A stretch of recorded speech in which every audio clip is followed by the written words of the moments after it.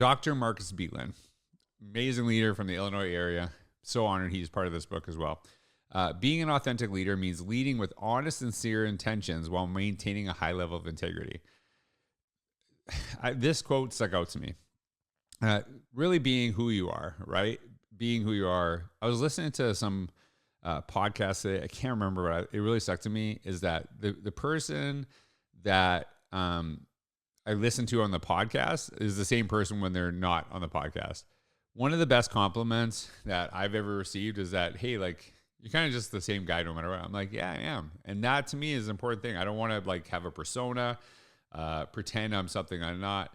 You know, and I say things that maybe kind of push people, and that's kind of the challenge. That's how I think. That's how I want to share.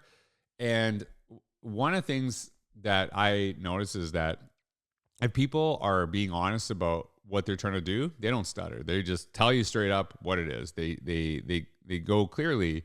But when they're like kind of like working through it, they're not totally being authentic. We need this more in education. People saying like, hey, this is what it is. Here's the reality. Here's the issue. But there's a lot of like, we're worried about offending someone being bothered. And I think that if we're really trying to make things happen, then we have to be honest with what's happening. I'll give you an example of my own principalship, what I'm talking about. I used to tell my staff that, hey, if I actually ask you for input or advice on something, I am honestly listening to it. And I might change the direction based on what you're asking.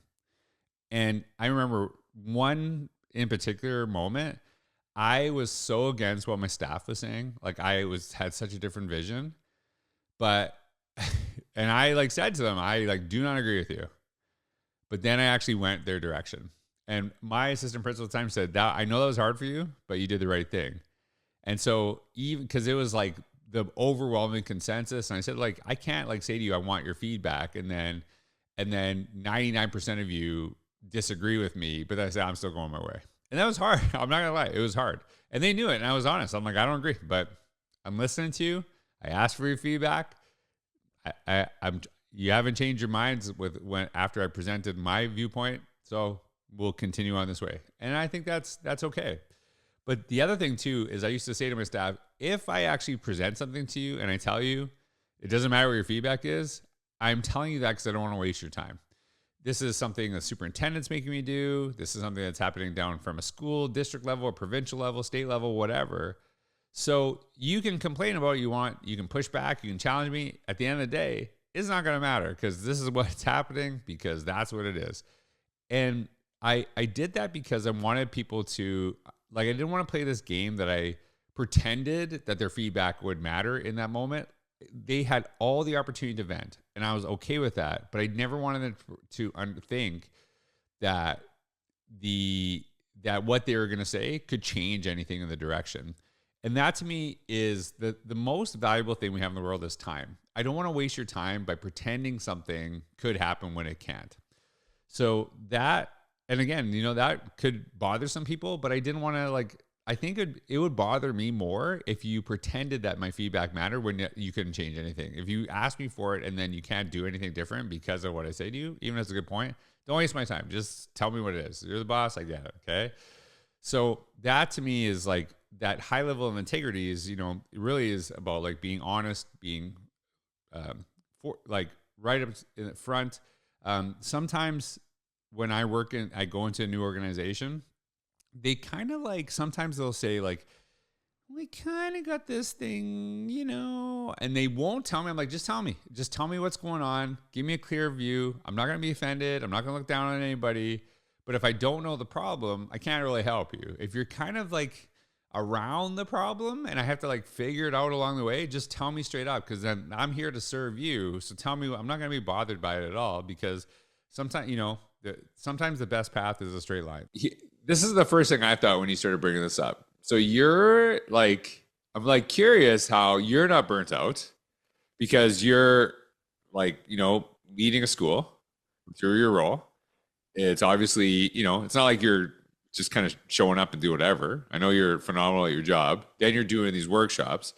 So what are you doing that you're able to like, do a lot of work, explore some things that are maybe outside of your organization, still focus on education and not be burnt out? Because, a lot of people are like, well, this guy's working like all the time. How is he not burnt out? So what are you doing to like kind of, model that?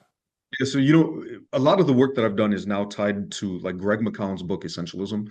And one of the things that he talked about in there was this idea like just about the work you do, right? And so I Right. think a lot of times people do a lot of things, but it's not rewarding, it's not fulfilling. Like yesterday, even though I spent 3 hours in a Zoom session afterwards, I was pumped. Like I was Yeah. ready to go because like for me personally, that's something that fills me up. And so even though, right, when I'm at a conference, when I'm out speaking and Right. hosting these workshops, like for me, that fills me. So Uh, people always like, well, what do you do for fun? Like that, that is my right. fun. Right. So I think that's a difference between when people are getting themselves burnt out. So oftentimes they're spending time and energy and effort on things that don't matter, that have nothing to do with what it is that they're trying to accomplish in life, right? That it's not Right. sustainable. And so then they're finding themselves burnt out. And I've said before, like whenever this work begins to feel like work, I have that luxury of saying I'm going to stop. Yeah. If I don't want to do a podcast anymore, I don't have to do it, right? If I don't want to speak anymore, I don't have to do it. I'm in a space where I'm doing this because I choose to do it. And so I'm very much aware that whenever it feels like a chore, then I get to pause, right? And I've been in those spaces. This past summer, I didn't record anything. Right. Like I was Right. like, I told my wife and I, we have 5 daughters. I mentioned to you like my baby's 21, right? Like, but it's like, hey, we're dedicating time to Right. family and that it was a huge jump for me, Yeah. but I didn't feel guilty because I was feeling kind of that burn. So when I came back in September, I was refreshed and ready to go. So I think you just got to be aware of who you are and how you're showing up and asking if the work you're doing, is it aligned? Is it filling you up? I was just on your podcast, man. Are you saying like after me, it was like, I can't do this anymore? Not at all, not at all. Feel, You're one of I those things, feel, right? I'm like, I'm gonna see what is your last episode? Where am I in that fray? And then you're like, I'm out on this podcasting stuff. Man, what was I thinking bringing him on? Yeah, yeah, I totally agree with you. There's parts of my life like people might know this about me. I used to teach spin class while I was a principal. I used to ref basketball, and there's times where I just loved it. It energized me, and then it slowly got to a point where I'm like, I'm not like really excited about going. Like I don't want to do this, and that I think when you explore some of those things, you're like, yeah, this is not for me. And I'm the same way with a lot of endeavors in my life. I'll like hopefully I quit some of them too early rather than, oh my God, this guy stuck around way too long. One of the key prefaces we have, and one of the reasons why we wanted to have you join us is leadership, because all those other pieces are operational pieces of making things work. But it's really about it's about setting the tone. It's about focusing direction. It's about understanding that it's not a one leader world anymore. It has to be a shared leadership approach. And your messages about inclusive leadership and bringing together the team and the strength of the focus of a group, clearly understanding what their job is, but also understanding each one of them has an important mission and that being accomplished really helps all these other things that we're going to be talking about happen. If we don't have all the players understanding what it is that we're working towards and actually being contributing members to that, both up and down through teacher-based teams to building level teams to district level teams, up and down that ladder, it really isn't going to be a successful initiative. We, as we talked about, we go out and we film groups. We were down in Wilmington not long ago, and looking at the district level team. There's lots of teachers, there's lots of administrators, a board member. They're all sitting around a table talking about their 3 goals. What is their work? How are they progressing? It's that monitoring. It's that fidelity to the mission. And whether we go to Wilmington or to Hamilton or to Clearview Local or Marlington or some of these other districts that we've been in, Port Clinton's going to be our district of the year this year. The work that they're all doing is having an impact on students and their achievement and their preparedness for the future. And that's really what it's all about. And, I think your messages about leadership will be crucial to how we cultivate that. Okay. All right. The last No part, pressure. no pressure at all.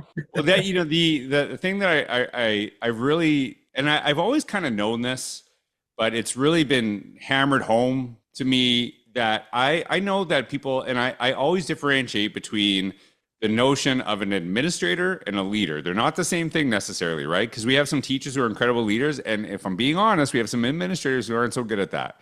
And there's sometimes a focus like, you know all your stuff, right? Like, hey, I know all the stuff. I know I've read all the books. I know the ins and outs of this, but it doesn't really matter if you can't get people to kind of see themselves in that vision, you know, create it together. And that's something that's really important to me, is that how do you actually really kind of influence people to move forward in a positive way? This leads to the last quote: between grief and nothing, I will take grief.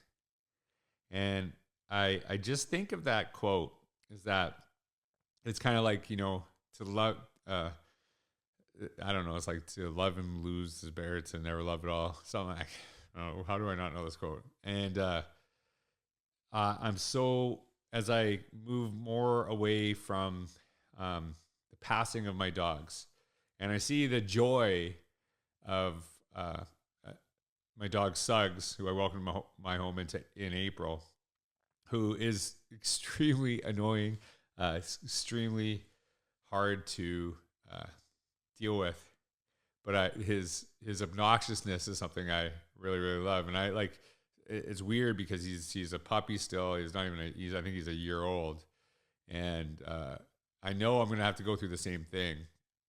And so going through the same thing, what I realize is that some of his most obnoxious moments are things I will miss at some point, that I'll miss having. And it's the same thing, you know, with people in our lives. Some of the things that really annoy us, if they're gone, you'll miss them. And I remember having this conversation with my daughter, Clea. She used to complain, one of her jobs in the house was to pick up the dog stuff outside. And not because she volunteered to do it. She was doing chores around the house, and that was one that she said she wanted to do. And then she hated doing it. I said, I want you to really think of the alternative.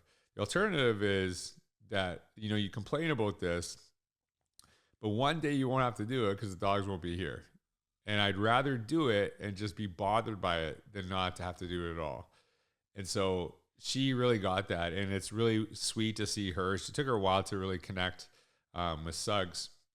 But it's sweet to see that now, because I think she realizes how much she misses other dogs, those dogs that like looked after her, really cared about her. They cared about, you know, Marino and Georgia. And as much as sometimes it's really hard to deal with the struggle, and I still deal with it, I still swear I see Cooper lying at the corner of my bed sometimes, because she wouldn't lay with me, just kind of the corner. She just wanted to be around me, but not too close.